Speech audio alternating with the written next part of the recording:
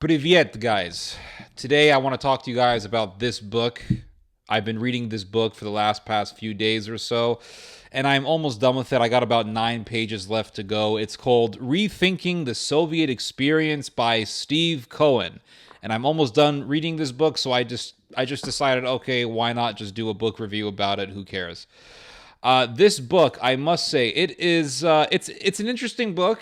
It is educational. It's informative. It's basically about the internal conflicts that went on within the Soviet Union, the different factionalism, the different political, ideological debates that happened both within the Soviet government and also within Soviet society as a whole. So basically, people who loved Stalin and people who hated Stalin. That's pretty much what it came down to, and that's pretty much how one can define the split between Soviet society after the death of Joseph Stalin. Was Stalin a good guy, or was Stalin a murderous butcher and a tyrant and an evil despot?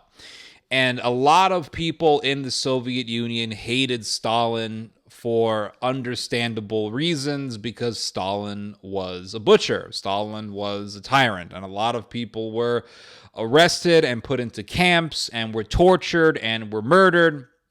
A lot of people were put into gulags. Stalin definitely hated the church, but at the same time, he brought the church back during the Second World War, because atheists don't really stand in foxholes. So to boost up the spiritual morale of the people, of the soldiers, Stalin brought the church back. And there were good things that happened under Stalin's rule. As I said in one of my last videos, Russia went from being a mainly illiterate society to a mainly literate society. And Russia also saw a huge boom in industry under Joseph Stalin, and the Nazis were defeated when Joseph Stalin led the Soviet Union. And this is pretty much what people would say when they praised Joseph Stalin. Like, look, Russia, very industrial. Russia, go boom. Russia, very, very educated. Russia has become cultured under Joseph Stalin. And we defeated the fascists because of Joseph Stalin. And this was pretty much the narrative of people who revered and who loved Stalin.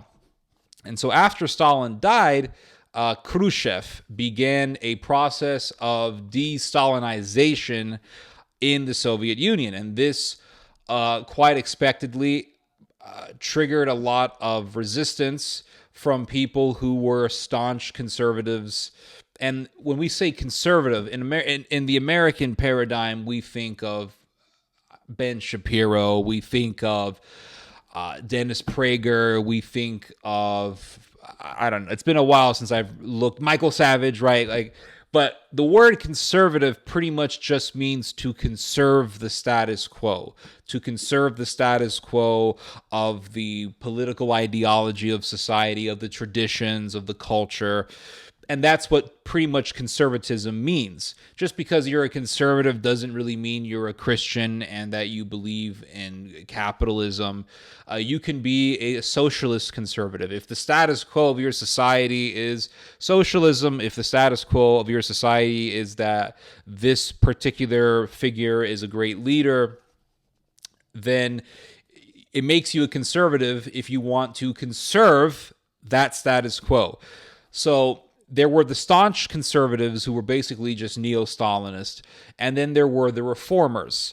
The reformers weren't people who necessarily wanted to overthrow the Soviet Union, and they weren't necessarily people who were against socialism. In fact, a lot of these people considered themselves socialists, and they also considered themselves to be Bolsheviks. They believed that they were bringing about the true realization of Bolshevism. They believed that they were pushing for the true face of Bolshevism, and that they also believed that they were bringing about the true vision of Lenin and the Bolshevik Revolution.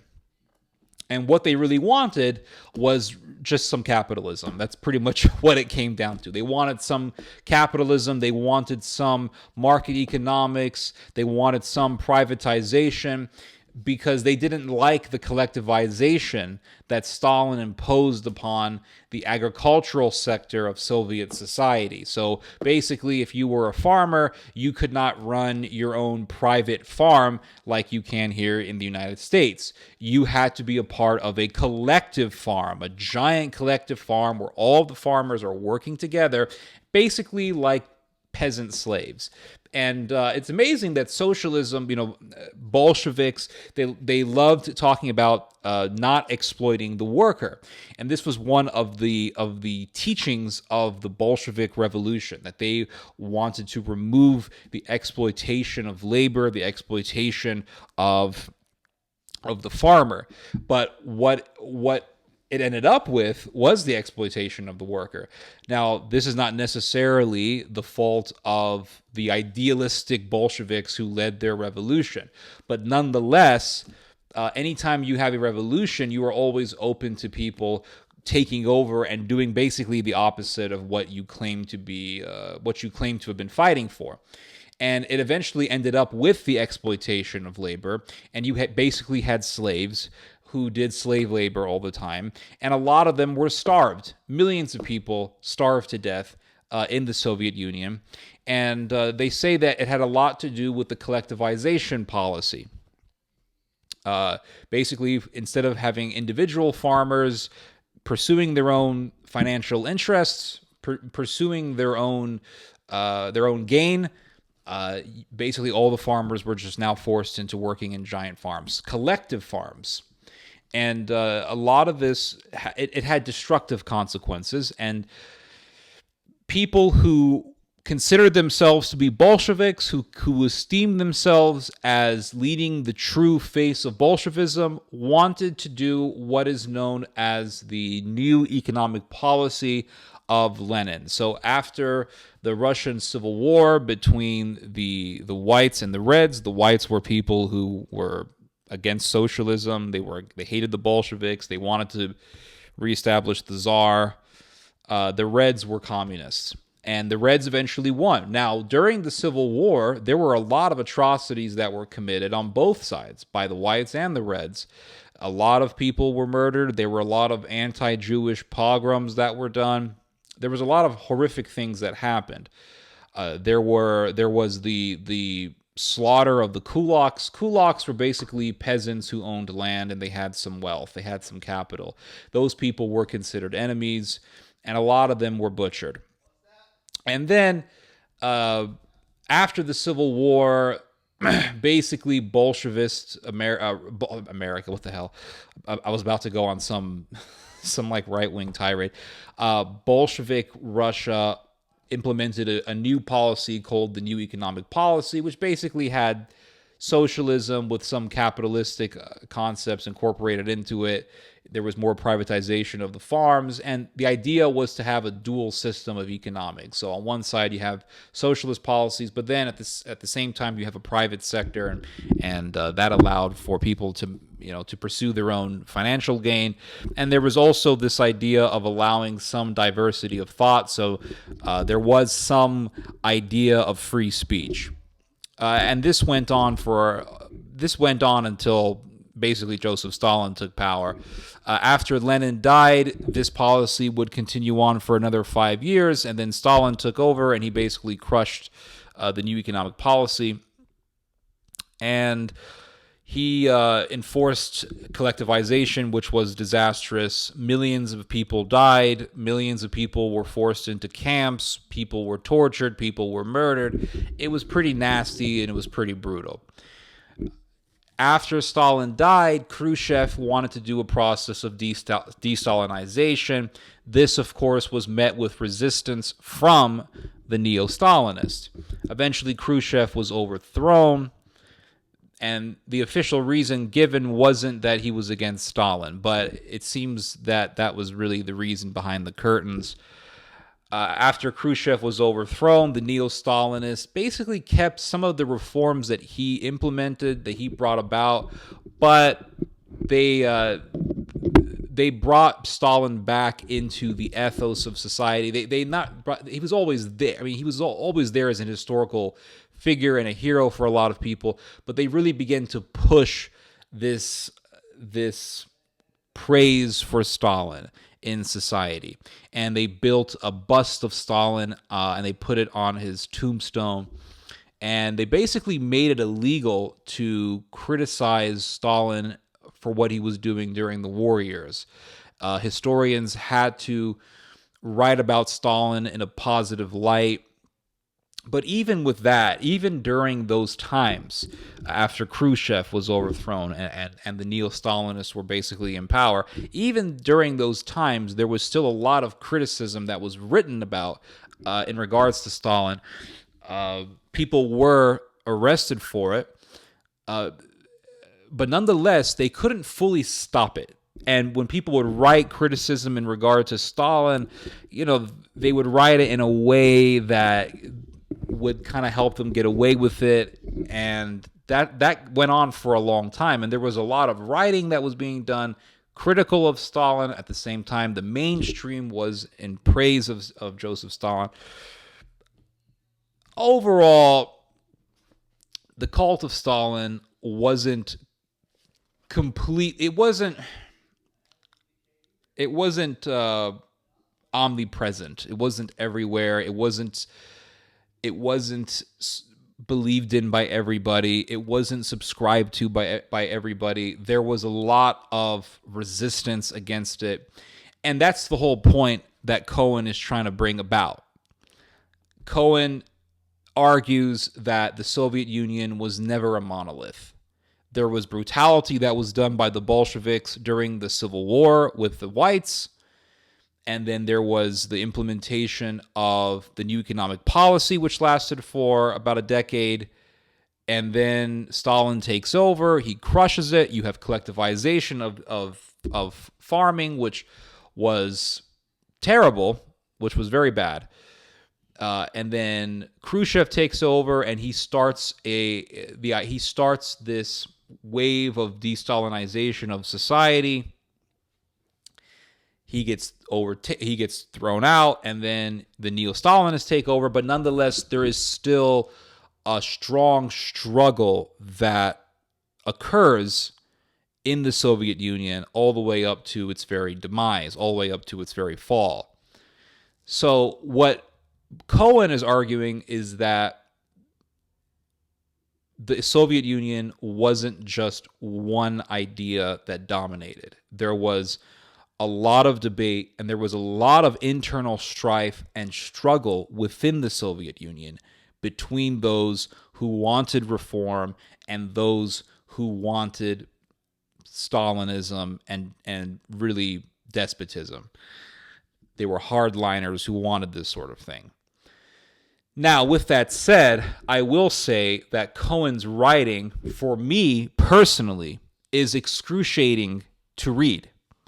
I find his style to be, in many places, obnoxious and a little bit masturbatory. Now, what do I mean by that? I'm not trying to say that in a nasty way. What I'm trying to say is that I think Cohen kind of liked the sound of his own voice when he wrote, and he would just use a lot of big words before getting to an actual point. And my God, is it absolutely annoying, and it is like, it's just aggravating. I got 9 pages left of this damn book, and I can't wait to be done with it. As educational as this book was, it's like he's basically saying the same thing over and over again, which is fine, right? Because it helps the reader memorize the knowledge that he's bringing to you. I don't have a problem with repetition, but it's like, I'll give you guys an example, okay? This is the worst example that I remember from this book. I'm going to read it to you. Oh, this Asthma and Gold video starts playing. Here is an example of what I mean. Okay, here it is, okay? There remains then the argument that discontinuities were secondary to continuities in the working of the Soviet political system under Bolshevism and Stalinism. Though ideally it is an empirical question, here too there would seem to be a critical methodological lapse. The importance of distinguishing between the official or theatrical facade and the inner, sometimes disguised reality of politics has been evident at least since Walter Bagehot demolished the prevailing theory of English politics in 1867 by dissecting the system in terms of its dignified and efficient parts. The case made by Western scholars for fundamental continuities in the Soviet political system has rested largely on what Bagehot called dignified, merely apparent, or fictitious parts. And my God, so much of this book is written in this style. And there are so many times where he's like almost vague in his style. He is very generalizing in his manner of writing. It's just annoying. To me, it's very aggravating. The last book that I read that I enjoyed reading was a book called Poland's Holocaust by a Polish professor by the name of Tadeusz Petrovsky. And I really liked Petrovsky's style because it was direct, it was easy to understand, and you got the nitty-gritty details right in your brain. And when he never really got into generalizations, he would get into brutal specifics in great detail, and he would quote extensively documents from the Second World War, be it when the Ukrainians were killing the Poles, or when the Poles were under the Soviet Union, or when they were under the Third Reich. He gets into extensive detail about these matters, about these things that took place in that time. And I really like that style. If you are the kind of guy who likes these long-ass paragraphs where he uses terms like, dignified, merely apparent, or fictitious parts. What do you mean by that? I mean, give me some examples. But what I do like about the book is that you learn about how the Soviet Union was not a monolith, how the Soviet Union was not just controlled by one single idea, that there was most definitely control, don't get me wrong, but it was never, the Soviet Union was never in a state in which everybody in unison just believed in the same thing. There was always factionalism within the Soviet Union, albeit there was a hard fist that would go against opposition, but nonetheless, there was always a struggle, and there was always factionalism. And that's what he's teaching you in this book. And I appreciate that, because that's something that you really don't hear so much about. And in the beginning of the book, he deals with Cold War ideology. This is another thing that I find fascinating, because for all of our lives as Americans, we have heard the same thing, that the Soviet Union was completely under totalitarianism all the time. And yes, the Soviet Union definitely was despotic, but but what these Cold Warriors were trying to teach was that the government just ruled over everybody, and there was no really diversity of opinion. But Cohen he demonstrates to you how there was definitely diversity of opinion. There was definitely a struggle, and this idea that people in the Soviet Union were all just scared and ruled by the state wasn't entirely the case. It was the case for a lot of people, don't get me wrong, but at the same time, there were a lot of people who truly, truly loved the Soviet Union, and this came about organically. It came about from a true cultural root that was deeply entrenched in the society. So that's this book. It's Rethinking the Soviet Experience. Would I recommend it? If you want to learn about this topic, sure, read it, but understand that the style that it is written in is quite aggravating. For me personally, at least. Maybe not for you. I don't know. Anyway, you guys just heard some theology. God bless.